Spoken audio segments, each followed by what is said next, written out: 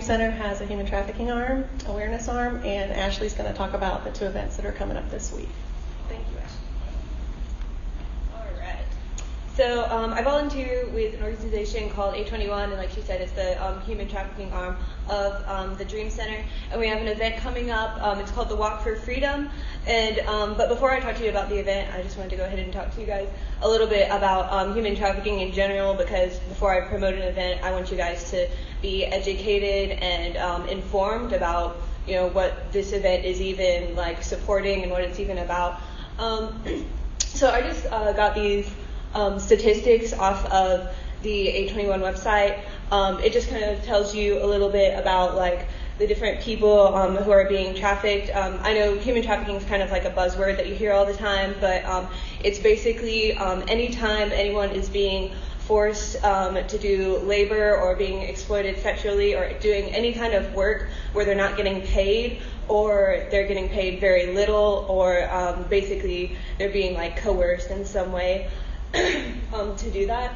So these charts just kind of show you, I know it's really small so you probably can't read it. The first one is just about what kind of trafficking, like different forms of trafficking. So the first one, the green, is forced labor, the orange is forced sexual exploitation, and the last one is state-imposed forced labor, so which is just basically forced labor through the government systems. And then who's being trafficked in the forced labor, which is the one on the left, it's mostly men. It's 60% men, 40% women, which is, you know, still considerably a lot of women in that industry as well. And then in sexual exploitation in the private economy, it's 2% men and 98% women. And that's taking into account children as well, which is really sad. Also, even though sexual exploitation is a little bit less than forced labor, it makes way more money. Trying to read that. 43 point something billion dollars, or no, 99 billion dollars is made annually for sexual exploitation, and then forced labor is 43 point something billion dollars. So that is a ton of money coming in from this industry. So it's super crazy. And then down here are just like some other statistics. 50% of victims are children, so that's not even taken into account on these top ones. But yeah, so 50% of these people are kids. They're not even adults. They're minors, 16, 14, 12, just like literally children. And the average age of the victim is actually 12 to 14 years old. So a lot of these people, these girls that are being trafficked, they're not even grown. They're not even adults. They're just kids. Like you got like thinking about your kids. Like, can you imagine them being in that kind of situation? Like, it's life changing. It's horrible, and it happens all over the world. By the way, I know. Sorry. I'm like running out of breath here. I know you guys know I've been to India and stuff, but like it's not just in India, it's here. It happens all the time in our country, as well as overseas. And this last statistic is one that hits really hard with me. Just the fact that only 1 to 2% of these victims, like of all these people, all these statistics taking into account, only 1 to 2% of those people are ever rescued, like at all. They live their entire lives in this lifestyle, which is just super heartbreaking.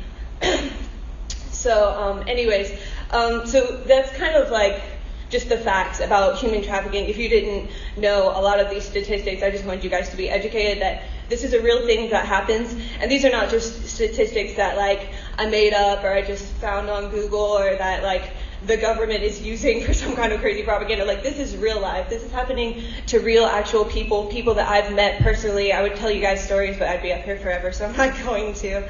But yeah, so basically the Walk for Freedom is just kind of an uprising against all this stuff that's happening. It's a gathering of anyone who is against all that stuff up there, basically, which, like, who wouldn't be, right? So basically it's a gathering of a bunch of people in Pensacola. It's also a worldwide event. So on the same day, at the same time, people all over the United States, all over the world are going to be gathering and participating in this same walk in their cities. So you're not only going to be rallying with the people of Pensacola, but people all over the country and all over the world. It's October 20th. It's a free event. Starts at 8:30 a.m. The registration does. And let's let's see. Sorry, I'm trying to remember all the details. It's at Plaza de Luna, downtown Pensacola. I think, Dale, is the flyer in the announcements? Yeah. It is? Okay, yeah. So the address is on the flyer. It's in your announcements. Oh, JK. Okay. Well, anyways, yeah. So the address is in there. It's by the pier up here, right? In the pallet box or McDonald's. Yeah, okay. Yeah, so it's all starting down there. That's where we're meeting. If you guys want, you can register for it online. Like I said, it's free. You don't have to pay for anything when you register. It's just to take into account how many people are going to be there. But if you don't have time to do it online, you can just show up and we'll get you registered once you get there. We just ask that you guys wear all black.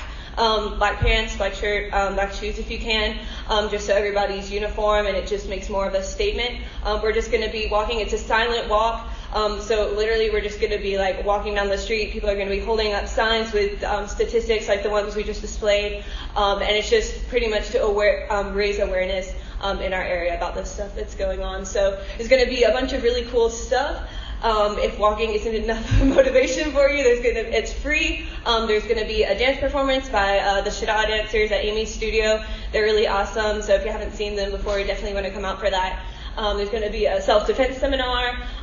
If you participate in the walk, there's going to be some discounted food at different restaurants that are going to do 10% discounts and stuff like that for people who participate. And then also there's going to be tables and booths set up for other anti-human trafficking organizations and nonprofits around Pensacola. So if you decide that you're interested in volunteering for the anti-human trafficking effort, there's going to be some volunteer opportunities there for you guys to get some information on. So yeah. It's 2.1 miles. 2.1 miles. I didn't even know that. 2.1 miles. And it's just walking, you don't have to run, so it's fine. All right, and also really quick, aside from this event, there is going to be a little event at Gallery Night the night before. So this is on Saturday, this coming Saturday. Gallery Night is the night before, and at the Joe Zarzar legal graffiti wall, which is on Romana and Palafox, the intersection there. If you guys go and pay to do the graffiti or the activities there, all the proceeds from that are going to go to the walk.